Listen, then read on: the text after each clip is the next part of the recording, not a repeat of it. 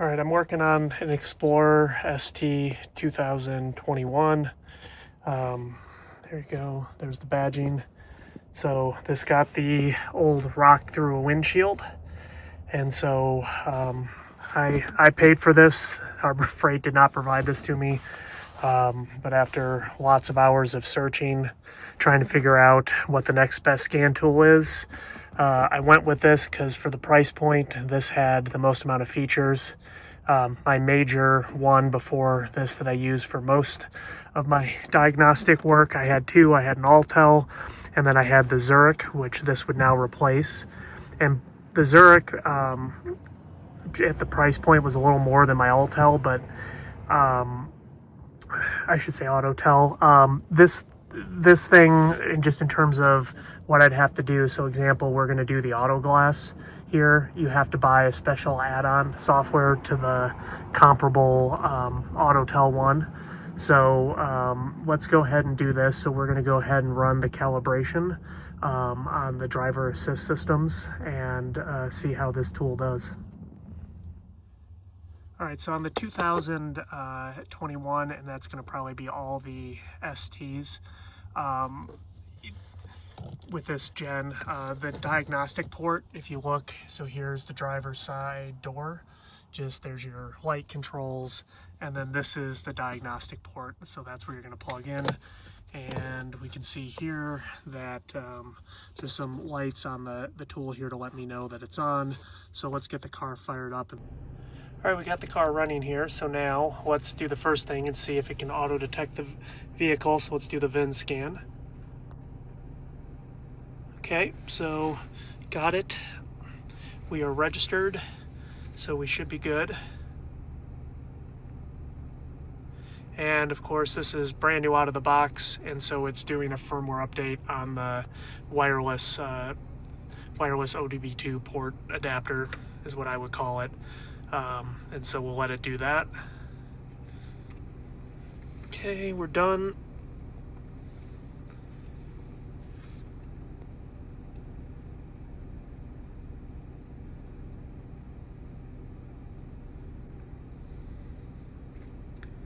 All right, so now it's going to go through and scan. Apparently it can't distinguish between a Ford EV and a Ford, so we'll just do Ford here. Okay, so yeah, it got it right. Got the VIN here, got the year, the engine displacement. So let's go ahead and go.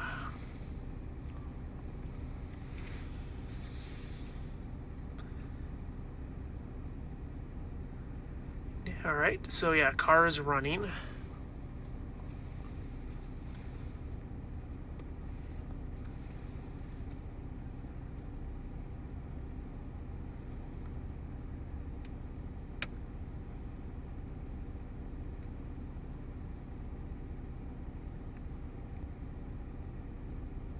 Not sure what this is all about, but once again, this is my first time using this tool, so I'm sure there's a bunch of updates and things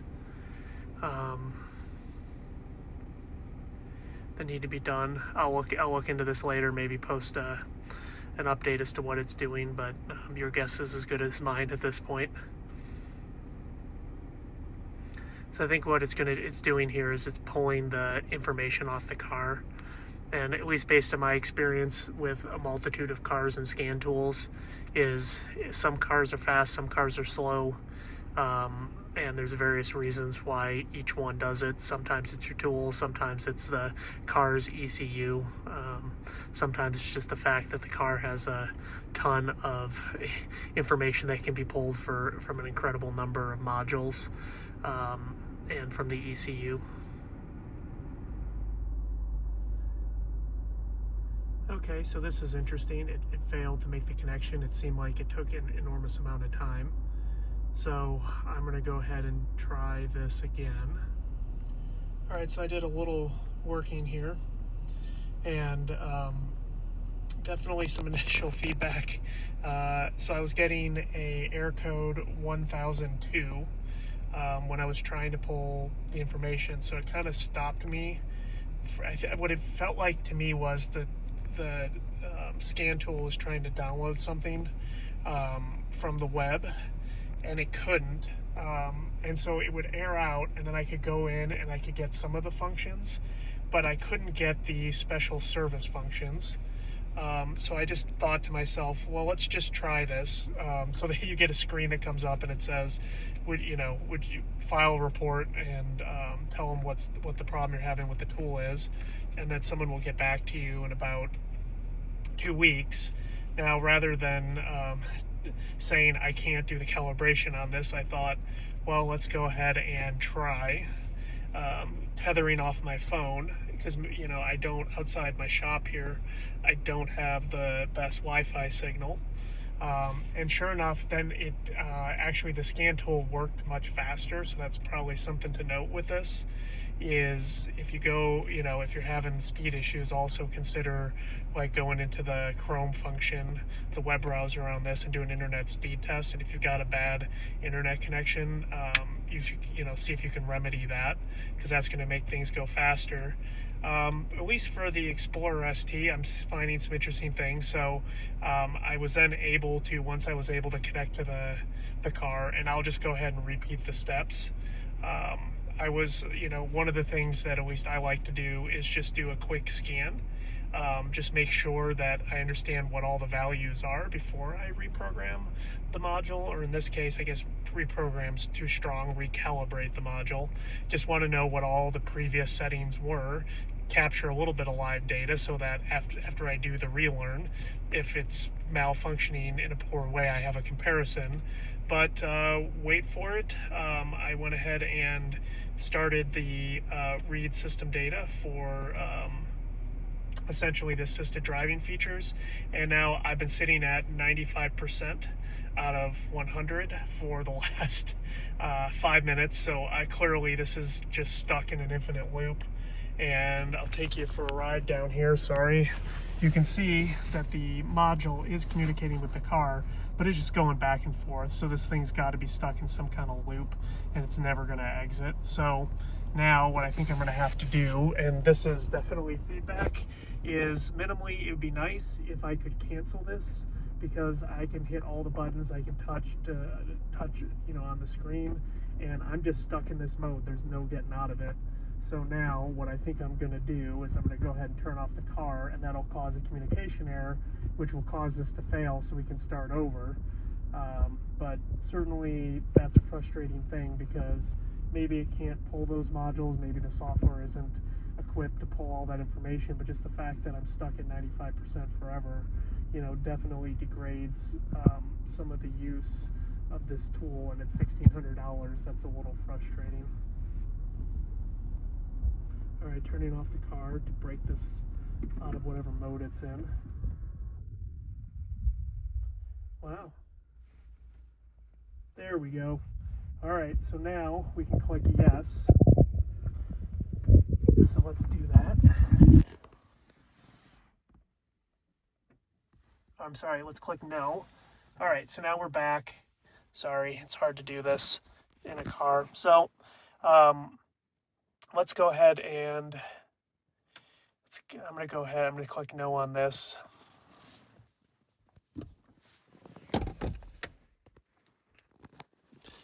Okay, so now theoretically I should be able to get out of this. Yeah, it's not going to get any data because the car is off. So we're going to back out of this. Yes, we wish to exit. The other thing that annoys me is when you do this, it's going to play this alarm, so you don't forget the ODB2 port connector. But I kind of wish that was, I got to figure out if that's something you can change, because that gets annoying after a while. All right, so let's go ahead and do this from the top now. So I'm going to start the car. You could probably do key on, but I'm going to start it. All right, so now we should be able to communicate.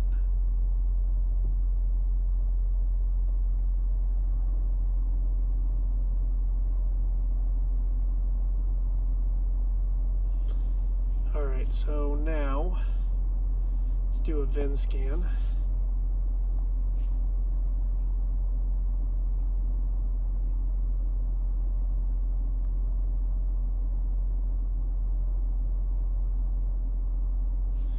Okay, regular Ford.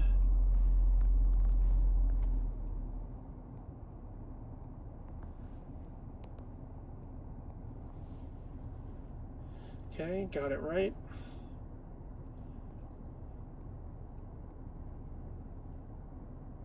Okay, so yeah, we're essentially engine running, so that'd be position 2.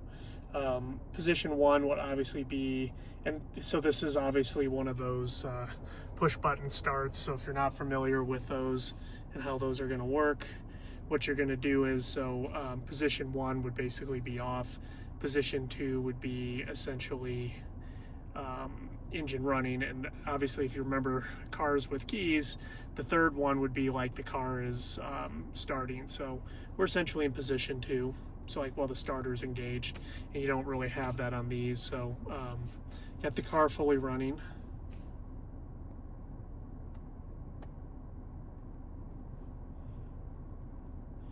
Okay, so this is the part that hung up before, but now that I have better internet, I can sail through this. So now it's going to do whatever it's doing to pull the data from the car. And at least this is working better.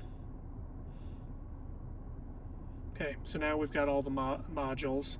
And so at this point, you know, and once again, if you're going to mess with stuff with any scan tool, I would definitely be careful and just always do an all system. Yeah, so let's detect all the equipment, and let's all system code scan, because what you don't want to do is make, you know, if something's already in a non-functioning state, it's usually not a great idea then to update another module, like, because and also if you don't scan it before you do any work, how do you know if the work you did didn't cause a code?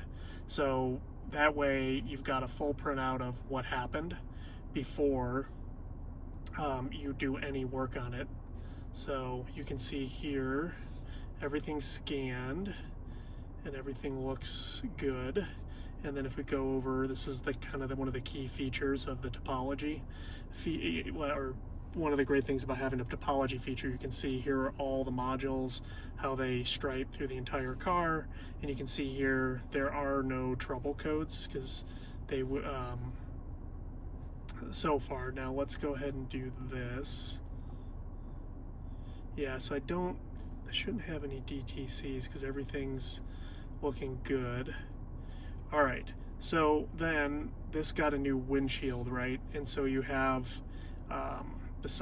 so the ADAS features, so you're gonna have the right and the left, and then the one on this that controls what we care about is gonna be the IPMA, Image Processing Module A, and that is functionally that top camera on this. So we're going to pull this up and we're going to see what it's going to do here.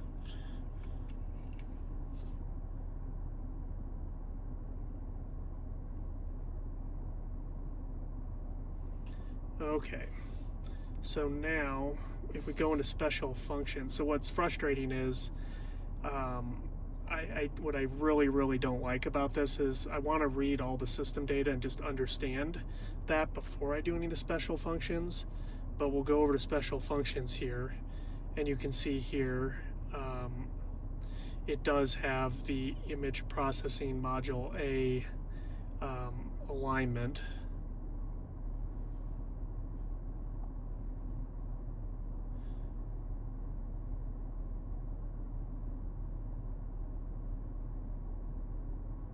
All right, so we got a warning here. So now if we do fail at this, then we're going to have problems with these functions. All right, so let's proceed.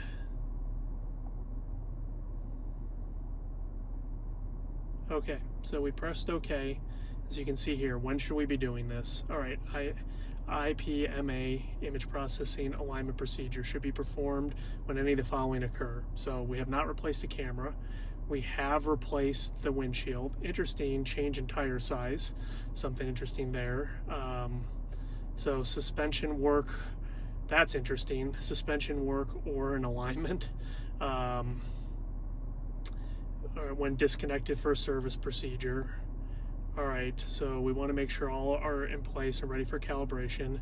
if image processing module has been replaced. So basically the inhale and the exhale is with, and you got to be real careful with this, at least Ford, which I know better than a lot of auto manufacturers with their modules, and this tool is supposed to be able to do it. You need to download the information out of the module, capture it on your tool, and then you need to be able to re-upload that module information into the new one. So there you go. All right. So self-test, make repairs. All right. And then this is the part we've been waiting for. So the vehicle must be driven. So let's go for it. Once again, I am a little disappointed because one thing that I always recommend is pull all the telemetry. Like this tool does seem to have the ability to capture that information. So then later when you're saying what is wrong with this thing after you do this procedure, you have a comparison. You can look at what might have went wrong. Although granted, probably the only recourse you really have is then to relearn this again until it takes. But nonetheless, just understanding what might be going on is always good to know. So press OK. All right, ensure the camera view is clear. Yes, we have no snow. We have no adverse conditions. Okay, so we gotta hope that we have a windshield that meets factory standards. Yeah, we have no fog and snow. We have none of these things, so okay. Okay, turn ignition to the on position, engine not running. So that's gonna be interesting, because I think we're gonna lose our connection here, but let's see what we can do.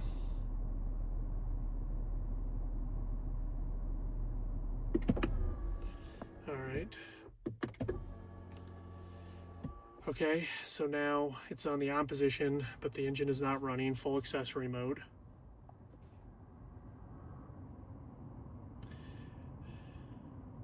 And so there has been no change in tires. So yes, we wish to keep these values.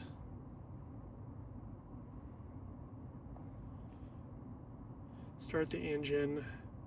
Do not key off until calibration is complete. Okay.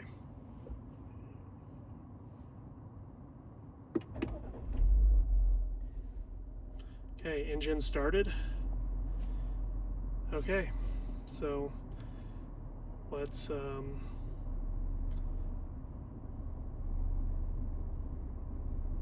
see what's going to happen here. I'm going to let it do what it's going to do. I'm assuming this is going to tell us to drive.